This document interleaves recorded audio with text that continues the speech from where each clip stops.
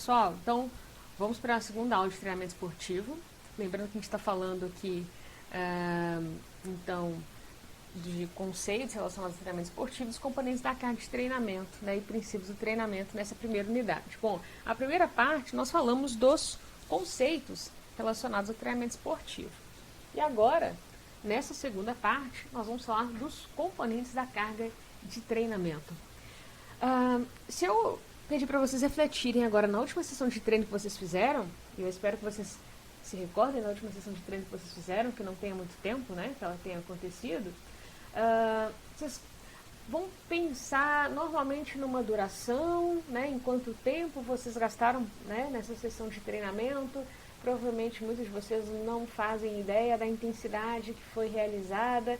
E se eu pedir para vocês contarem especificamente para um outro treinador qual foi a sessão de treino que vocês realizaram pela última vez, para que ele pegue essa sessão e replique para outra pessoa, é muito provável que falte informações importantes se vocês não conhecem esses componentes da carga de treinamento. Ou pode ser que vocês até consigam passar uma informação suficiente para que ele consiga replicar a sessão da mesma maneira, mas vocês vão precisar, se vocês não conhecem os componentes da carga, vocês vão precisar detalhar muito mais as informações para chegar a um resultado que seja suficiente para ele replicar a sessão de treinamento. Então, esses componentes da carga de treinamento, eles vão responder a essa pergunta, né? O que eu uso para prescrever o treino? O que eu vou usar para prescrever o treinamento? Lembrando que aqui a gente não vai falar da prescrição de treino, qual que é melhor, qual que é pior, prescrição certa ou errada, a gente não está falando disso, a gente está falando de quais parâmetros são usados para fazer a prescrição, o que vem em uma prescrição de exercício, o que deve constar em uma prescrição de treino, tá? Além da escolha do exercício que vai ser aplicado. Então, o que a gente usa são os componentes da carga de treinamento. Bem, esses componentes, vocês podem ver aqui, que foram propostos pelo Weineck, um autor que escreveu um livro chamado Treinamento Ideal. Entretanto, dependendo da referência, vocês vão encontrar outros componentes da carga de treinamento, tá? Por exemplo, em livro de fisiologia, normalmente é considerado como os componentes da carga de treinamento só a intensidade, o volume e a frequência. 3 parâmetros, tá? Tem outros autores que propõem outros componentes da carga. Eu escolhi para a disciplina um que é bastante difundido, esses 5 componentes da carga que são propostos, são expostos aí pelo Weineck em 99, tá? Quais são eles? A intensidade do estímulo, a densidade, a frequência, duração e volume. Né? Então, tudo isso aqui vai ser utilizado para determinar a carga ou sobrecarga de treinamento. E a escolha de qual vai ser a duração, qual vai ser o volume, a intensidade, densidade e frequência vai depender de qual objetivo eu tenho com aquele treinamento, qual método de treinamento eu estou utilizando, né? E dentro de qual programa de treinamento essa sessão está sendo realizada, para que eu faça, então, a escolha adequada da quantidade de cada um desses componentes, o quanto de duração, quanto de intensidade, volume, frequência e densidade.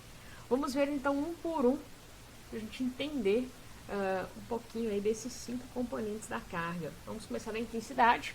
Intensidade é um termo que é difícil encontrar um sinônimo, né? Por isso o conceito aqui está de uma maneira bastante simplória, né? O que é intensidade? É a intensidade de um estímulo isolado. Mas para complementar, a gente também considera que, na maioria das vezes, a gente trabalha com a intensidade como um percentual do desempenho individual máximo do sujeito. O que isso quer dizer? Quando eu vou determinar a intensidade com que um indivíduo vai correr, por exemplo, normalmente eu penso referente a um máximo, a algum parâmetro máximo que eu tenho desse sujeito. Por exemplo, de VO2 máximo ou de limiar anaeróbio. Então, a partir do momento em que eu conheço, por exemplo, a velocidade dele de limiar ou a velocidade dele de VO2 máximo, eu estabeleço um percentual em relação a esse valor máximo conhecido para, então, determinar qual vai ser o treino. Por exemplo, eu sei que um determinado indivíduo corre no limiar a 12 km por hora. Então, 12 km por hora é a intensidade limiar anaeróbio dele. E aí eu já aproveito para deixar aqui uma consideração. Se alguém tem dúvida do que é limiar anaeróbio, tem que voltar lá no livro de Fisiologia do Exercício. É conceito fundamental para vocês entenderem o que é limiar anaeróbio. Se precisar de dúvida, de esclarecer essa dúvida, que eu explique para vocês o que é o limiar anaeróbio, deixa a informação para que eu grave então uma aula explicando o que é limiar anaeróbio, tá certo?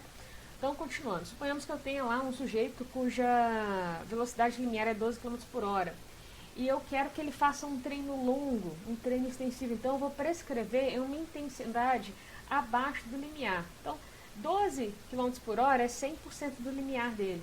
Eu vou prescrever um treino, por exemplo, a 85% ou 90% do limiar. Se for 90% do limiar, então ele vai correr a 10,8 km por hora, que é 90% de 12 km por hora. Então, se eu treinar 90% do limiar, e o limiar é 12 km por hora, então ele vai correr a 10,8 km por hora, aí, por exemplo. Tá? Não, o indivíduo vai fazer um método intensivo, né? Então nós vamos intervalar o treino dele, e depois a gente vai ver mais pra frente os tipos de método de treinamento, então só antecipando aqui um pouquinho. Ele vai intervalar, quer dizer, ele vai fazer um treino, uma série intensa, descansa, depois outra série intensa, descansa, e o treino provavelmente para necessitar esses intervalos de recuperação, ele vai ser feito acima do limiar. Então eu vou prescrever o treino para ele a 110% da velocidade dele de limiar. Eu continuo sempre usando um parâmetro de desempenho individual para considerar aquele parâmetro como 100% e prescrever o treino como um percentual, né? Tendo como referência esse parâmetro individual máximo que eu tenha de algum teste, né, que eu conheça desse indivíduo aí. Se eu pego, por exemplo, o VO2 máximo, eu sei que o indivíduo ele pedala, por exemplo, a 350 watts, o VO2 máximo, ele chegou a 350 watts. Então, vamos prescrever um treino a 80% do VO2 máximo, então seria a 80% de 350 watts, né? Então vai dar aí, por exemplo, 270 watts, né? Estou chutando aqui um valor, tá bom? Então, é muito comum a intensidade ser pensada como um percentual do desempenho individual máximo. A partir dessa questão, a gente já pode responder a essa pergunta aí. Tem uma unidade de medida única? Não, não tem uma unidade de medida única. Isso vai depender do parâmetro que eu estou usando em função da capacidade para a qual eu estou prescrevendo o treino. Então, se eu prescrevo um treino de corrida, eu posso usar como unidade de medida quilômetros por hora, batimentos por minuto, se eu vou controlar por um cardiofrequencímetro, né, a frequência cardíaca dele. Se é um treino de força, vai ser relacionado ao peso com o qual ele vai fazer o exercício, né? Se é natação, eu vou relacionar aí também a velocidade, quilômetros por hora. Então, tem diferentes parâmetros para usar como unidade de medida de intensidade. Então, não tem uma unidade de medida única, mas aqui vale uma diferenciação bastante importante, tá? Nós temos a intensidade absoluta, vou colocar com um A, um B e um S. Intensidade absoluta. E temos a intensidade que é relativa. Um R, um E e um L. Tá? Intensidade absoluta e intensidade relativa. O que isso quer dizer? Bom, quando nós tratamos de absoluto, eu tenho essas unidades de medidas clássicas, como quilômetros por hora, batimentos por minuto, litros de oxigênio por minuto, no caso de medida de consumo de oxigênio, quilos, no caso de um treino de força, watts, no caso de um treino de potência com algum equipamento que me dê um valor de potência. E a intensidade relativa, ela é sempre tratada como percentual, independente da unidade de medida de base que eu fiz aquele teste. Então, ela é sempre tratada como um percentual, tá? Vamos trabalhar aqui com dois exemplos diferentes. Em um treino de corrida, por exemplo, eu sei que um indivíduo corre, vou pegar um lápis aqui mais fino, eu sei que um indivíduo corre no limiar, como eu disse, ó, vou usar o mesmo exemplo anterior, a 12 quilômetros por hora. Essa é a velocidade de limiar dele, 12 quilômetros por hora. Quer dizer, se ele ultrapassar essa intensidade, ele vai começar a ter uma velocidade de acúmulo de lactato maior do que a capacidade dele de remoção. Isso vai gerar um estado ali de acidose e ele não vai conseguir manter o estímulo por muito tempo, tá? Eu vou prescrever um treino para ele, eu quero que ele corra por muito tempo, um treino longo, então eu vou prescrever um treino abaixo do limiar anaeróbio dele. O que eu vou pensar aqui? Olha, 12 km por hora é a intensidade dele de limiar, é o parâmetro individual máximo que eu tenho desse sujeito, né? Então 12 km por hora é o limiar, isso corresponde então a 100%. Isso corresponde a 100%. Então isso aqui é só um resultado de um teste do sujeito. Agora vem a prescrição do treino. Vou prescrever para ele uma corrida a 90% do limiar. 90% do limiar. Quanto que isso dá em termos absolutos aqui de quilômetros por hora? Vai dar 90 vezes 12 aí, dividido por 100. 9 vezes 12, 90, 18, 10,8. 10,8 quilômetros por hora. Gente, dá um desconto pro Pax aqui, porque escrever com o mouse, né, não tem muita habilidade para isso não. Isso é um 8, tá? Isso aqui é um 8. 10,8 km por hora. Horrível. O que nós temos aqui então? Qual é a intensidade absoluta desse treino? 10,8 km por hora é a intensidade absoluta. Qual é a intensidade relativa? 90% da velocidade limiar. Tem que complementar e eu não vou escrever isso aqui, senão eu vou gastar 1 hora para escrever da velocidade limiar. Mas essa é a maneira correta de descrever a intensidade desse treino. O indivíduo correu a quanto? A 90% do limiar anaeróbio. Essa foi a intensidade relativa dele.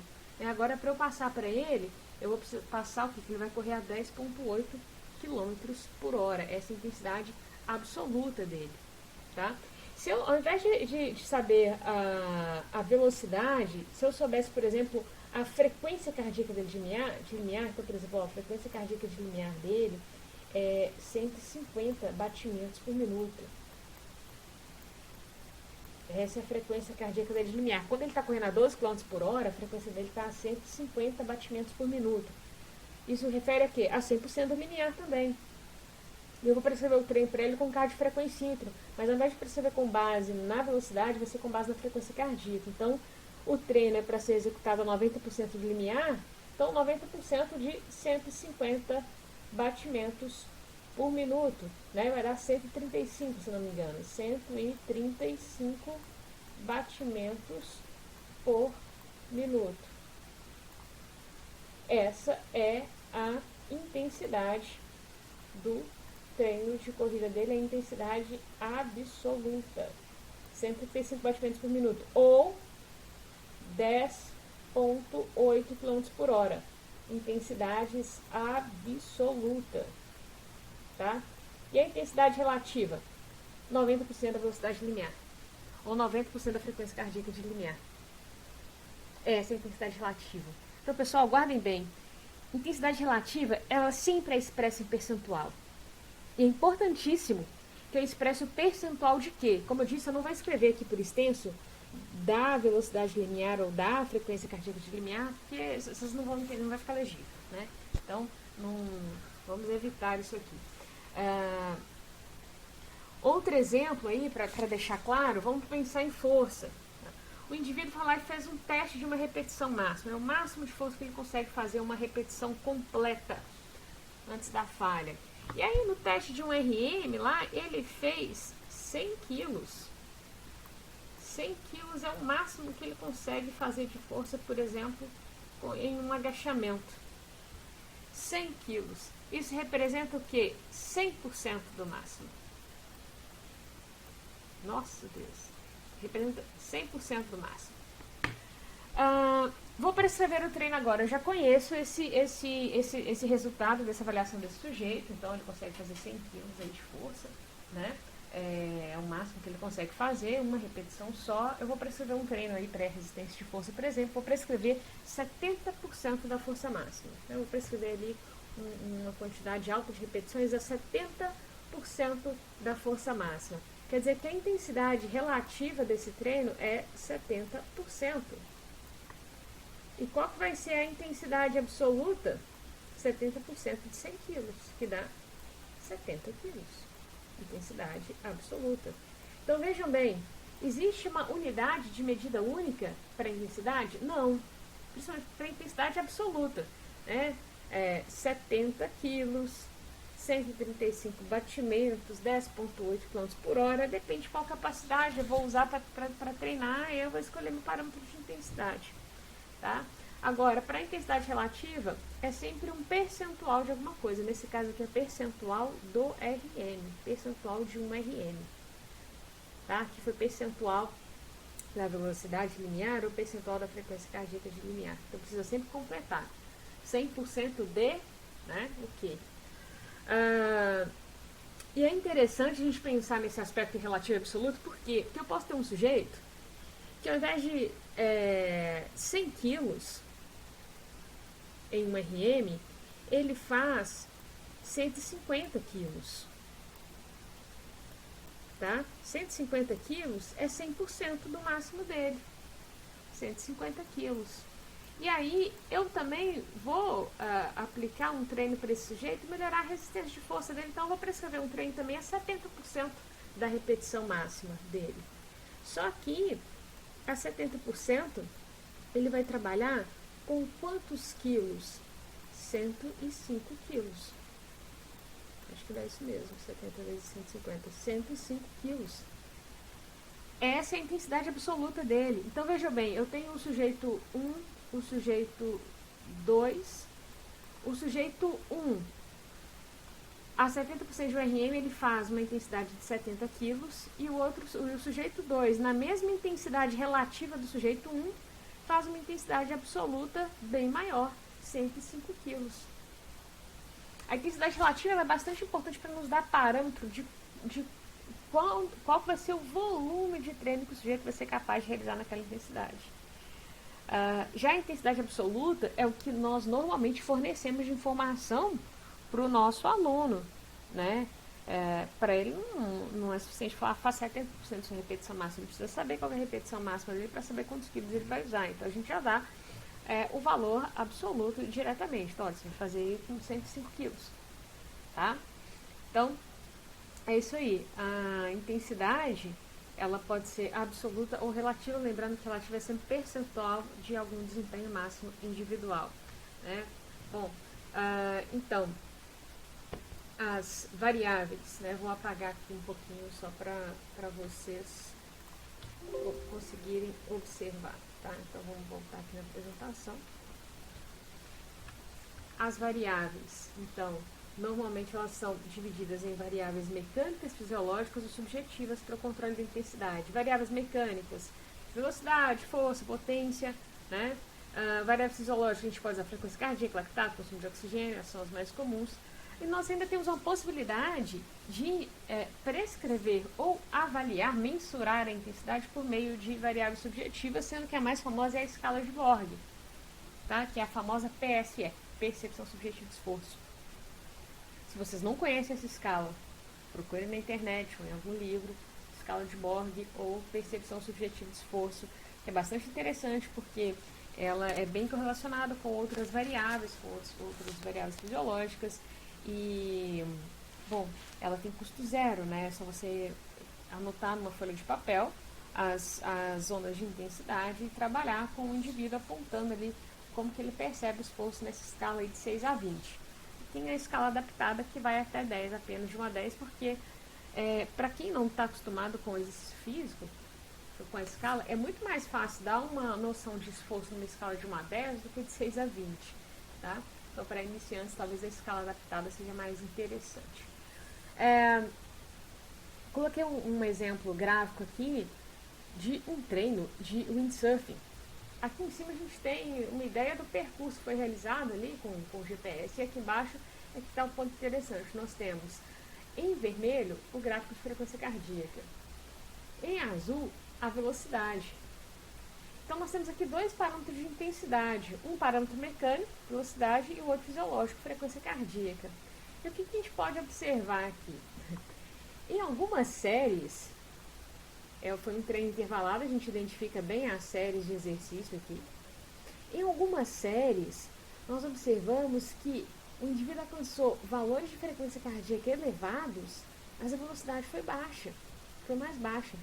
Em outras séries, a frequência cardíaca elevada também coincidiu com uma alta velocidade. Isso mostra pra gente o quê? Alguns momentos em que ele remava a favor do vento, então ele fazia um esforço elevado, mas isso resultava também em alta velocidade. E outros momentos em que ele surfava contra o vento, provavelmente, porque nós temos aqui um esforço fisiológico também elevado, mas que resultava em uma velocidade baixa, tá? Então, provavelmente aqui um momento em que ele remava, surfava contra o vento. A partir de um gráfico desse, né, qual que é a razão de colocar um gráfico desse aqui para você, sendo que não é nenhuma modalidade comum? É só reforçar que, às vezes, um único parâmetro mensurado não nos dá a dimensão real do que está acontecendo ali com o atleta durante aquele exercício, durante aquele esforço. Então, é importante que quanto mais variáveis nós tivermos registrando simultaneamente, melhor. Se a gente puder combinar uma variável mecânica como fisiológica, uma mecânica como subjetiva, né, sempre que possível a gente deveria tentar monitorar mais do que uma variável para entender algumas respostas adicionais aí ao treinamento. Outro exemplo aqui para intensidade, aqui é o resultado de um teste de força isométrica máxima. O indivíduo conseguiu, o valor máximo de força que ele conseguiu fazer foi 17,5 kg. Está lá o pico de força dele, 17,5 kg. E depois foi prescrito um treino em que ele tinha que manter a força entre 70% e 80% do máximo. Então, ou seja, entre 70% e 80% de 17,5. Então, 17,5 corresponde aos 100%, né? E aí, ele tinha que manter entre 70% e 80% de 17,5. E ele executou aqui uma força média na sessão de treinamento, uma força média de 13 quilos, que corresponde a 74% desse valor aqui. Ou seja, ele conseguiu cumprir o que foi prescrito de manter a força entre 70% e 80% do máximo. Veja bem, aqui eu tenho outra unidade de medida de intensidade, sendo que essa aqui é a intensidade absoluta e essa aqui foi a intensidade relativa. Relativa ao quê? Ao máximo isométrico, tá? Que era 17,5 kg. Bem, saindo desse componente da carga, da intensidade, vamos passar para a densidade.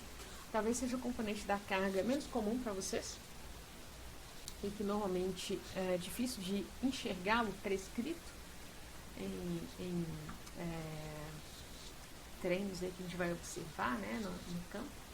Mas a ideia desse componente, nós estabelecermos, né, entendermos a relação temporal entre o tempo de carga e o tempo de recuperação, tempo de estímulo e tempo de recuperação, tá? Suponhamos, se eu prescrevo para vocês um treino, olha, vocês vão correr, vão fazer 5 séries de 1 minuto de corrida, com um intervalo de 1 minuto entre as séries.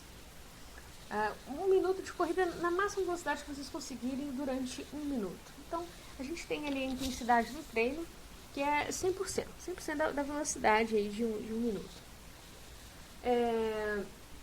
E 1 minuto de intervalo. Essa foi a prescrição que eu passei para vocês. E aí, no dia seguinte, ao invés de prescrever com 1 minuto de intervalo, eu vou prescrever 3 minutos de intervalo. Então, as mesmas 5 séries aí de 1 minuto, porém com 3 minutos de intervalo entre as séries. Vejam bem, eu não mudei a quantidade de séries, não mudei a duração do estímulo e não mudei a intensidade do estímulo, porque eu continuo pedindo para vocês correrem no máximo que vocês puderem. Mas eu mudei o tempo de recuperação entre as séries. Isso, então, me mostra que eu mudei a relação temporal entre fase de estímulo, que é a fase de carga, e a fase de recuperação. Antes eu tinha 1 minuto de estímulo para 1 de recuperação. Agora eu passo a ter 1 de estímulo para 3 minutos de recuperação. Então, isso é a minha densidade do treino. Relação temporal entre fase de carga e fase de recuperação. Quando a gente fala em relação, é uma razão mesmo, uma divisão entre tempo de estímulo e tempo de recuperação. No exemplo aí, né, era 1 minuto por 1 minuto. A densidade aqui então dá 1. 1 dividido por 1, 1. Ok? O quê? 1 minuto? Não. Porque eu tinha minuto aqui e eu tinha minuto aqui embaixo. Eu corto minuto por minuto, não sobra nada. Então, densidade não tem unidade de medida. É 1, pronto, só isso. Tá? E depois, né, no outro exemplo que eu dei, era 1 minuto de estímulo para 3 de recuperação. Então, passa a ser 1 dividido por 3, vai dar por volta de 0,33. 0,33 minutos? Não. 0,33 só, porque eu cortei minuto com minuto. É uma razão, então, sem unidade de medida, 0,33. Então, vejam bem, eu diminuí a minha densidade. Eu diminuí, eu alterei a minha relação entre tempo de estímulo e tempo de recuperação. E se eu coloco um exercício com 2 minutos de exercício, né? Para cada 2 minutos de exercício, 1 de recuperação. Então, minha densidade é 2 dividido por 1, que dá 2. Tá certo? Os métodos mais intensivos normalmente resultam em valores de densidade abaixo de 1. Vai dar 0, alguma coisa. Por quê? Vamos pensar na musculação, por exemplo, né? Suponhamos que eu gaste lá 1 minuto e meio, 2 minutos para fazer uma série. E aí eu vou aplicar ali, por exemplo, 40 segundos de intervalo. Então, 2 minutos dá 120 segundos, 120 dividido por 40 daria então 3. Desculpa. Normalmente a gente tem um tempo de série mais curto e o tempo de recuperação mais longo, né? Então, 2 minutos é difícil gastar na série de musculação. Vamos supor que vai gastar, faz 2 de concêntrica, 2 de excêntrica, 4 segundos uma repetição, faz 10 repetições, 40 segundos a repetição. E aí eu vou dar ali 1 minuto e meio de intervalo, que dá 90 segundos. 40 dividido por 90 vai dar 0, alguma coisa. Então, esses métodos mais intensivos, em que eu trabalho mais próximo da intensidade máxima, normalmente resultam em valores de densidade abaixo de 1. Então, isso aqui, ó, quanto menor o intervalo entre estímulos, maior a densidade. Ó, menor intervalo entre estímulos, foi esse exemplo aqui. Comparando este primeiro com este segundo, né, tem um menor intervalo entre estímulos. O que ia acontecer com a densidade? Maior, deu 1. Eu tenho um maior intervalo entre estímulos, resultou em menor valor de densidade. Tá? Quando nós temos estímulos prolongados, geralmente nós temos valores de densidade maior também. Vou apagar aqui, vou sair para ver alguns exemplos que nós temos aqui no slide. Então vamos lá. Se eu tenho aqui, por exemplo, séries de 3 repetições máximas, supondo que cada repetição o indivíduo gastou 4 segundos, 2 segundos para a fase concêntrica, 2 para a fase excêntrica. Ele fez um total de 12 segundos a série dele. A série durou 12 segundos. E aí, o descanso era de 4 minutos, 240 segundos. Né? Então, a gente vai ter como valor de densidade 12 dividido por 240. Vejam bem, se ao invés de 240 segundos eu tivesse colocado aqui 4 minutos, eu poderia dividir 12 segundos por 4 minutos? Não. A gente precisa trabalhar sempre com a mesma unidade de medida. Se eu dou em segundos, eu vou trabalhar com o tempo de recuperação em segundos também. Se eu trabalho com o tempo de estímulo em minutos, o tempo de recuperação também deve estar em minutos. Tá bom? Então, a gente precisa trabalhar sempre com a mesma unidade. Tem unidade de preferência? Não, porque a gente vai dividir e a razão vai dar na mesma. Então, o pré-requisito é que a unidade de tempo do tempo de estímulo seja idêntica à unidade de tempo do tempo de recuperação. Tá? Séries, por exemplo, se a série for de 15 repetições máximas, eu demoro também mais ou menos 4 segundos por repetição. Então eu vou ter 60 segundos de duração da série. Minha série vai durar 60 segundos, 1 minuto. E o tempo de recuperação é de 1 minuto e meio, ou seja, 90 segundos. Então a minha densidade vai ser 60 dividido por 90. Tá? Em treinos de corrida, eu tenho, por exemplo, séries de 400 metros a 1 minuto. Né? E eu coloco 3 minutos de recuperação. A densidade vai ser 1 dividido por 3. Séries de 2.000 metros. Peço para o indivíduo fazer 2.000 metros em 7 minutos.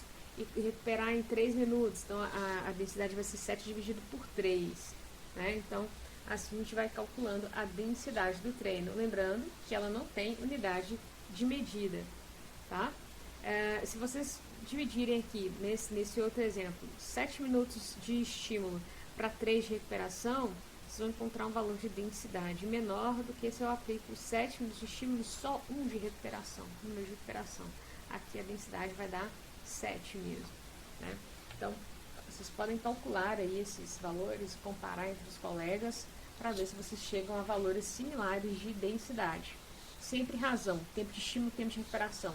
Tempo de estímulo sempre no numerador e o tempo de recuperação sempre no denominador, na hora de fazer essa divisão e essa razão.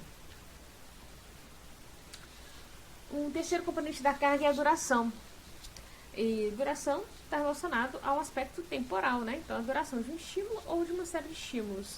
A unidade medida é a unidade medida de tempo sempre. Pode ser milissegundos, segundos, minutos, horas, tá? O que é importante vocês procurarem nas prescrições de vocês padronizar, né? Vou dar preferência a minutos, ou vou dar preferência a segundos. Isso dependendo, obviamente, do tipo de treino que vocês vão aplicar, né? Porque se vocês aplicam, por exemplo, treinos de corrida, normalmente esse treino é mais fácil de medir em minutos. Se são treinos relacionados a desempenho de força, por exemplo, né? A gente pode medir o tempo em segundos, tá? Então, podem usar qualquer um, vejam o que é mais conveniente para o tipo de exercício aplicado. E nós dividimos esse componente entre duração total e duração efetiva em uma sessão de treinamento. O que é a duração total? É a duração do tempo de estímulo adicionado ao tempo de recuperação.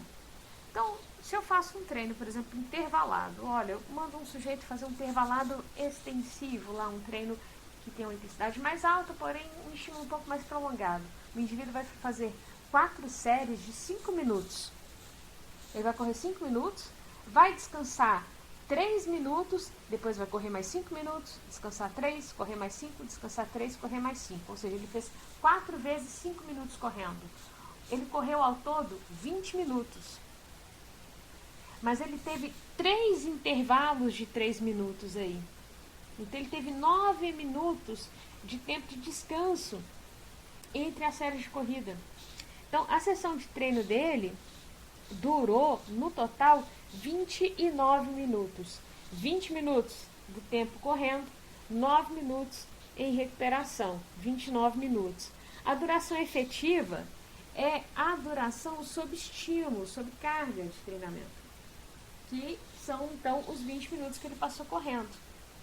Então, ele fez 20 minutos de treino, de duração efetiva de treino, mas a duração total ele durou quase 30 minutos, foi 29 minutos. Os treinos em que a duração efetiva e a duração total são bem diferentes são os treinos de força, por exemplo.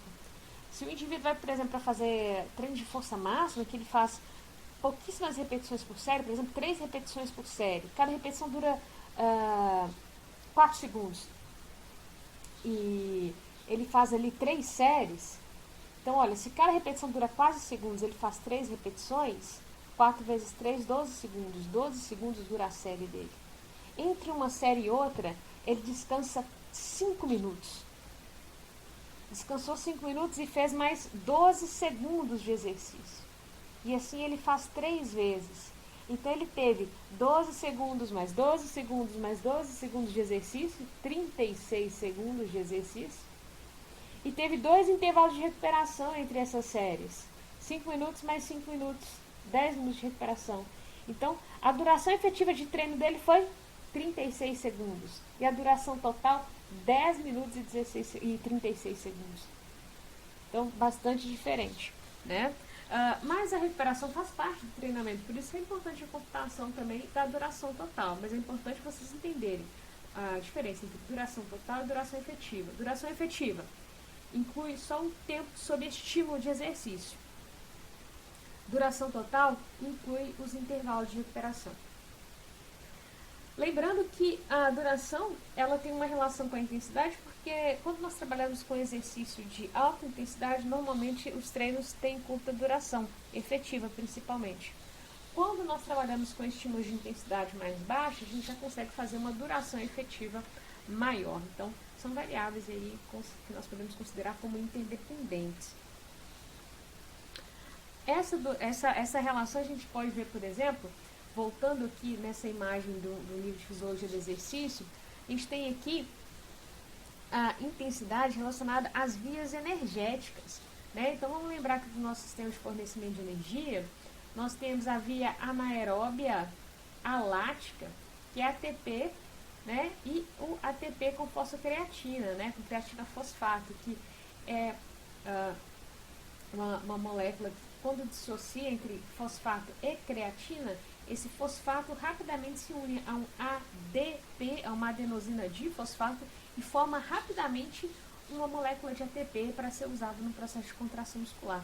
Por isso que é uma via aqui de curto prazo, assim como o próprio ATP que já está lá disponível. Quando nós utilizamos essas duas vias metabólicas, né, o ATP e o ATP com fosfocreatina, nós temos exercícios que podem ser realizados, né, em intensidade muito alta, porque rapidamente o fornecimento de energia está ali para a contração muscular. A gente não consegue sustentar por muito tempo, a gente consegue sustentar por pouquíssimo tempo, né, cerca aí de alguns segundos. Se o exercício vai durar um tempo maior, eu já não consigo manter o mesmo nível de potência, o mesmo nível de desempenho, mas eu ainda consigo um desempenho em intensidade alta, porém produzindo ácido lático, ou seja, na via anaeróbia lática. Aqui é anaeróbio alático, aqui nós temos o anaeróbio lático.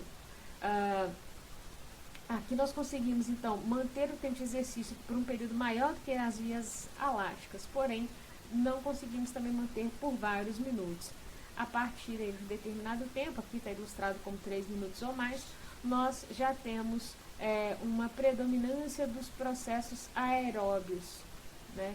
Então, envolvendo a quebra de algum substrato, como glicose ou lipídio, para produção, né, para ressíntese de novas moléculas de ATP, para fornecer energia suficiente para a contração muscular, né? Então, à medida em que eu tenho maior intensidade, o tempo de sustentação é menor, e quando eu tenho menor intensidade, eu consigo sustentar por um tempo maior aquele exercício.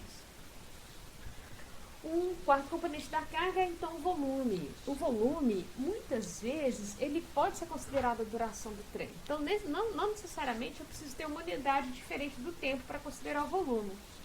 Se eu fiz um treino lá, por exemplo, de natação durante 40 minutos, eu posso considerar que o volume do treino foi 40 minutos. Não tem problema. Entretanto, se eu tenho a possibilidade de calcular o volume, que seria a quantidade de treino, né? Se eu tenho a possibilidade de calcular o volume, quantificar com uma outra unidade de medida além da duração, eu tenho uma prescrição mais rica, né? Então, eu poderia, por exemplo, na própria natação, calcular em metros. Quantos metros o indivíduo nadou hoje? 1.200, 1.500? No caso da musculação, eu posso pensar em número de repetições e séries e multiplicar isso pelo peso, pela massa que ele treinou. Então, por exemplo, ele fez 10 repetições de supino com 70 quilos. Então, foram 700 quilos no supino, 10 vezes 70. Tá?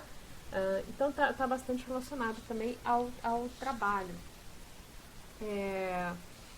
Então, Se eu consigo calcular o volume com outra unidade de medida além do tempo, vamos fazer isso. Muito melhor, a gente vai ter uma prescrição mais rica.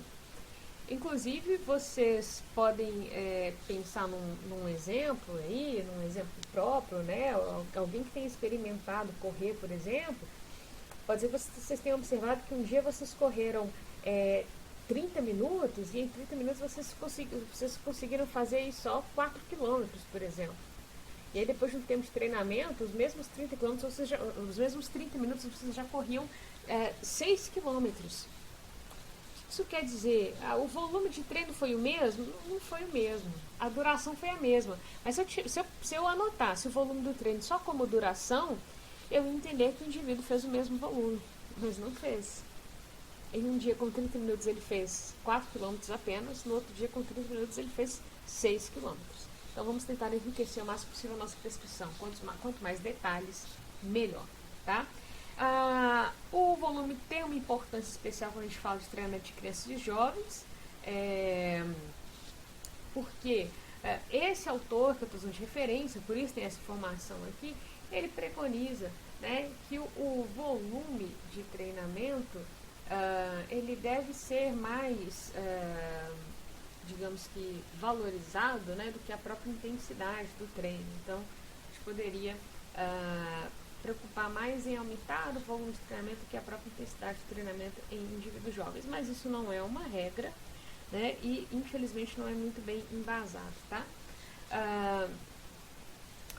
Bom, e aí o exemplo que eu dei, né, que eu falei, se você não tem uma outra unidade de medida, apenas a duração, quando a gente tem uma unidade de treinamento que durou 30 minutos, o volume dessa sessão de treino vai ser a duração, 30 minutos.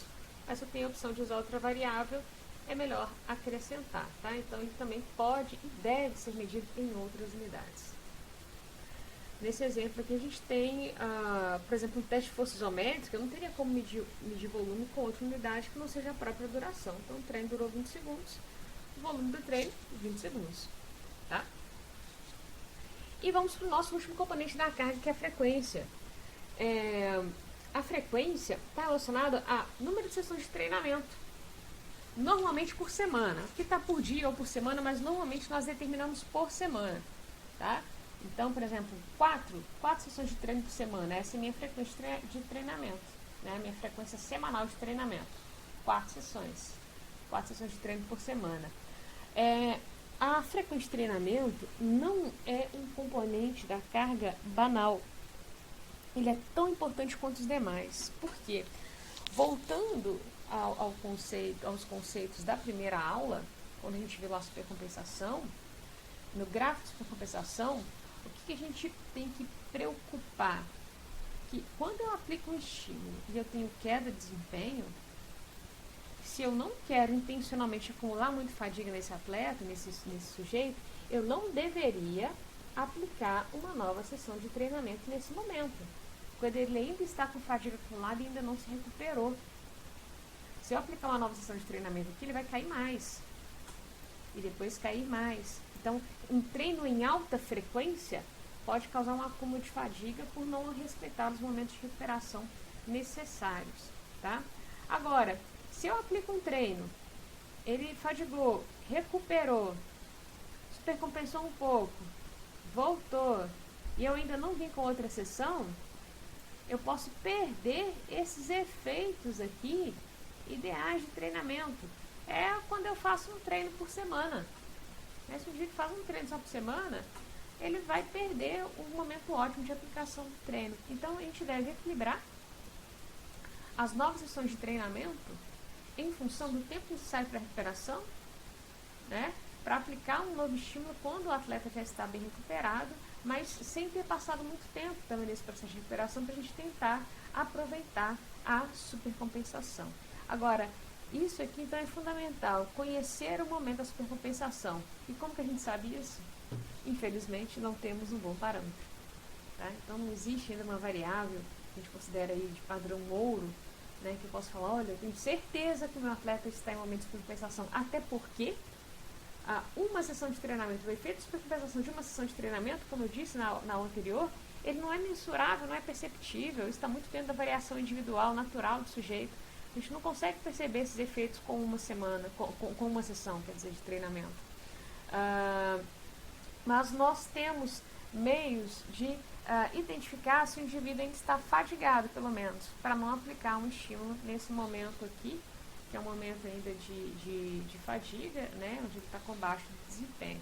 Então, a aplicação da frequência ideal de treinamento é fundamental para a gente não aplicar o treino enquanto ele ainda está fadigado e procurar aplicar o treino nesses pontos aí de estímulo, de momentos de supercompensação, tá? Apesar de não termos, como eu disse, uma ferramenta para identificar esses pontos de supercompensação e nem temos também uma variação tão significativa de um dia para o outro a ponto de conseguir identificar ali estatisticamente, numericamente, que aconteceu uma supercompensação, tá?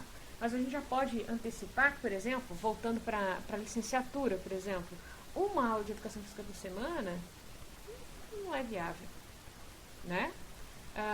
E todo dia, para quem vai começar a treinar agora, começa a treinar todo dia e estava sedentário, com certeza no dia seguinte a pessoa vai estar ainda fadigada, não vai ter se recuperado completamente e vai acabar acumulando mais fadiga. Então a gente precisa prescrever muito bem as sessões de treinamento em função do tempo necessário para se recuperar, mas também não deixar passar muito tempo para não perder esses momentos de supercompensação, tá? Então, muita atenção também a esse último componente da carga. Bom, é isso aí. Queria deixar aqui só alguns apontamentos com relação à escolha dos componentes da carga e o tipo de estímulo que vai ser aplicado. Nós temos aí na literatura alguns autores que falam de zonas sensíveis de treinamento, tá? Então, especialmente como a gente tem alunos da licenciatura aqui, né? Cada fase, né? Cada idade teria então uma zona sensível de uma capacidade que se adaptaria mais facilmente a um determinado estímulo de treinamento, tá? Então é interessante vocês procurarem isso aí para licenciatura especificamente, tá bom? Bacharelado também, mas licenciatura mais bem interessante isso aí. A escolha dos componentes da carga adequadamente é de importância decisiva na qualidade de um treinamento, na obtenção de um efeito especial qualquer nesse treinamento. A gente tem que ter bastante cautela ao determinar intensidade, volume, densidade, duração e frequência, né? E não existe ainda uma quantificação conjunta dos componentes da carga, a gente falar assim, olha, a carga total de treinamento foi tanto. E a gente não tem também uma quantificação padrão para me falar que isso é o ideal para aumentar determinada capacidade física. Nós temos alguns apontamentos, e aqui a gente vai ver no treinamento específico aí de cada capacidade física, né? Como você já deve ter percebido ao longo do curso, não existe receita pronta. O que a gente precisa é entender muito bem esses conceitos, reunir o máximo possível de informações antes da prescrição e durante a sessão de treinamento para conseguir fazer uma prescrição adequada para o nosso aluno, tá bom? Então, por enquanto, é isso aí. Até a próxima.